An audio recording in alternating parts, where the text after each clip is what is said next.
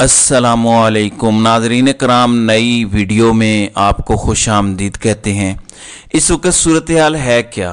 सूरत हाल ये है कि इमरान खान को जेल में रखा जाए, इमरान खान को बाहर ना निकलना दिया जाए और हमें ज़्यादा से ज़्यादा इक़्तिदार में हिस्सा दिया जाए, बल्कि यूँ किया जाए कि पूरे मुल्क के स्याह व सफ़ेद का हमें मालिक बना दिया जाए।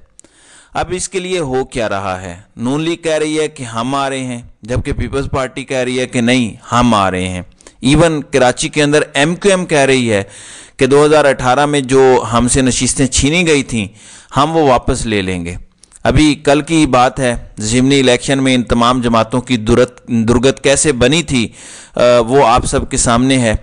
लेकिन अब इस्लामाबाद के अंदर तब्दीली के झक्कड़ चल रहे हैं। कोई कैसी तब्दीली है और अब किसकी लॉटरी निकलने वाली है? बहुत सारी चीज़ें तय हुई हैं इमरान खान के हुकूमत गिराने के वक्त। मिसाल के तौर पर यह तय हुआ कि जो अपने आप को बदलेंगे, मुनहरिफ हो जाएंगे और इमरान खान के खिलाफ वोट करेंगे, हम उनको टिकट्स देंगे। 17 जुलाई को टिकट्स दिए गए, सारे पिट गए। अब मुस्लिम लीग नून उनको टिकट्स देना नहीं चाहती। फिर उन जमातों को कहा गया कि कोई फिक्र वाली बात ना करें, हम आपके साथ सीट एडजस्टमेंट करेंगे, हम आपको जितवा देंगे। गो कि मुस्लिम लीग नून का खुद इस वक्त अपनी सीटें निकालना भी कोई इतना आसान काम नहीं है। लेकिन अगली खबर सुन लीजिए। मुस्लिम लीग नून ये कह रही है कि गुजरात के अंदर सिर्फ चौधरी सालेक हुसैन की सीट पर हम सीट एडजस्टमेंट करेंगे। इवन तारिक बशीर चीमा वाले हलके से उन्होंने जवाब दे दिया है। कहने का मतलब यह है कि उस वक्त बातें करना कुछ और था, 1-1.5 साल के अंदर बहुत कुछ बदल चुका है। और ये मुस्लिम लीग नून का स्टाइल है कि वो मुश्किल वक्त में इसी तरह पाँव पड़ते हैं, पाँव में गिरते हैं, और जब वो इक़्तिदार के करीब पहुंचते हैं तो वो दानियाल अजीज़ वाला हाल सभी का करते हैं। और दानियाल अजीज़ की अपनी पार्टी के लिए बड़ी कुर्बानियाँ हैं, और लेकिन उनके साथ जो हुआ वो भी आपके सामने है। अब इस्लामाबाद में सब ने शेयर लेना है। मुस्लिम लीग नून कह रही है कि हम आ रहे हैं इतनी अक्सरियत के साथ, जबकि पीपल्स पार्टी कोई और बात कर रही है। अब आपको पता है इस वक्त एक बड़ी लॉटरी किसकी निकलने वाली है। अब हुआ ये कि जब हुकूमत इमरान खान की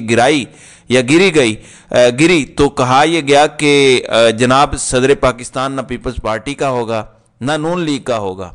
अब जब इलेक्शंस करीब हैं, अगर 8 फरवरी को इलेक्शंस अपने शेड्यूल के मुताबिक या सुप्रीम कोर्ट की मुकर्रर करदा तारीख के मुताबिक होते हैं, अब एक बार फिर ऐवान सदर पर नज़रें जमा ली गई हैं। और वहाँ पर डॉक्टर आरिफ अलवी के होने की वजह से तो पहले ही बहुत तकलीफ है।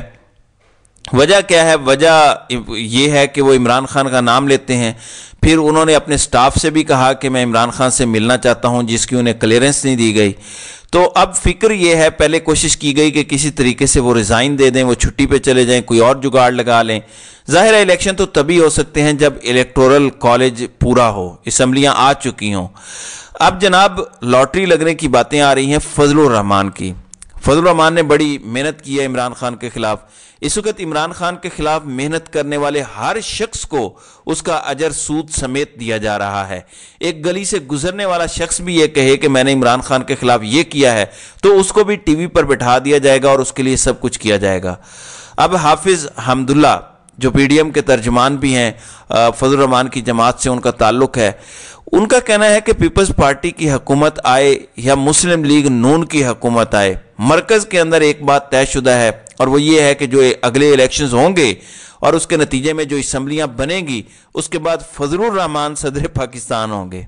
अच्छा, ये भी एक बड़ा ही दिलचस्प पहलू है कि असम्बलियाँ आएंगी और फजलुर रहमान सदर होंगे। आपको पता है कि फजलुर रहमान को बहुत सारे ममालिक वीज़ा भी नहीं देते, तो पाकिस्तान के सदर को वीज़ा भी नहीं दिया जाएगा। फिर फजलुर रहमान सदर पाकिस्तान होंगे और फौज के सुप्रीम कमांडर भी होंगे, तो क्या ही मंजर होगा, बड़ा शानदार मंजर होगा।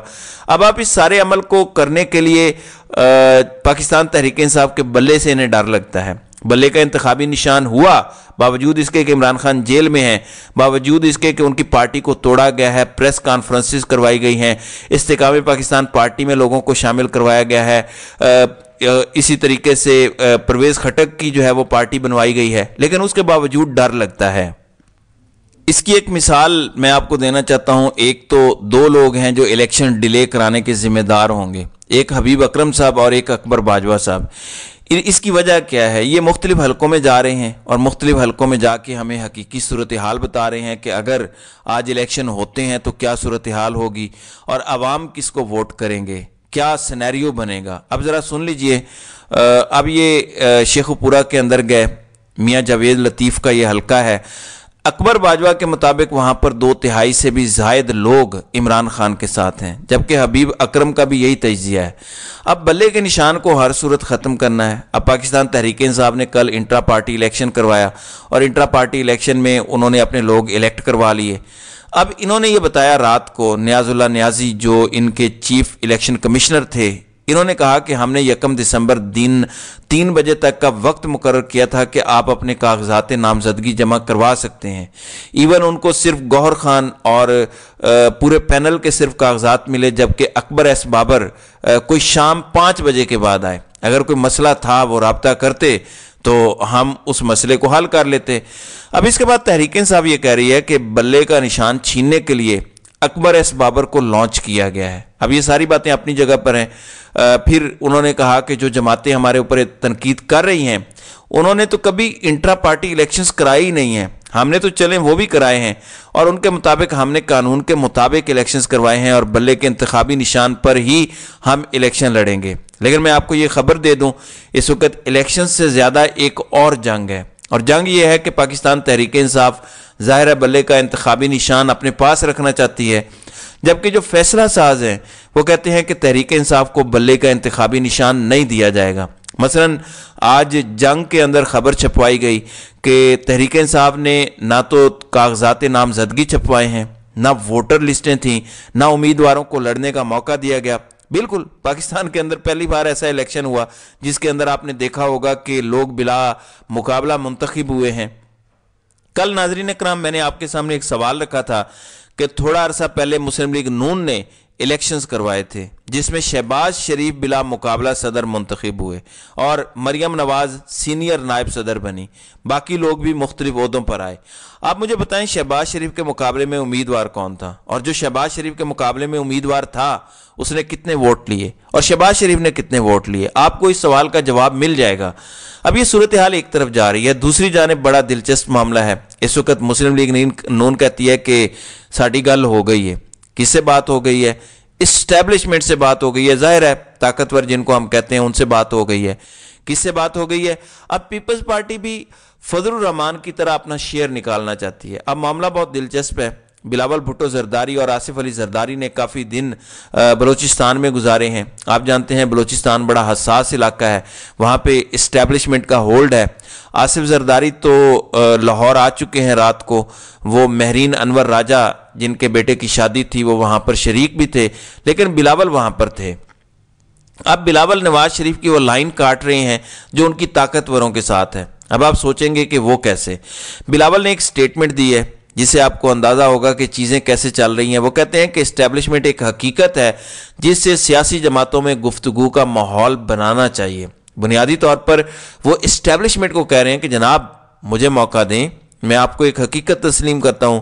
خیر یہ وہ پیپلز پارٹی ہے جو ہمیں تقریروں اور باقی دعووں کے ذریعے بتایا جاتا ہے کہ وہ بڑی ہی کوئی اینٹی اسٹیبلشمنٹ ہے۔ اس وقت پاکستان کے اندر صرف 2 جماعتیں ہیں، ایک عمران خان اور پاکستان تحریک انصاف ہے، اور باقی سب اس کی مخالف جماعتیں ہیں، اور عمران خان کی نفرت میں جتنی حدیں پار ہو سکتی ہیں وہ حدیں پار ہو رہی ہیں۔ جس حد تک عمران خان کے خلاف جایا جا سکتا ہے وہ جایا جا رہا ہے، باقی سب کہانیاں ہیں۔ اس لیے وہ اسٹیبلشمنٹ کے ساتھ بھی بیٹھنے کو تیار ہیں، باقی سبھی کو بھی قبول کرنے کو تیار ہیں، صرف ایک شرط پر کہ عمران خان کسی بھی صورت حکومت میں نہ آنے پائے۔ تو ناظرین اکرام آپ کی اس ویڈیو کے حوالے سے کیا رائے ہے؟ آپ اپنی رائے کا اظہار کامنٹ سیکشن میں ضرور کیجیے گا۔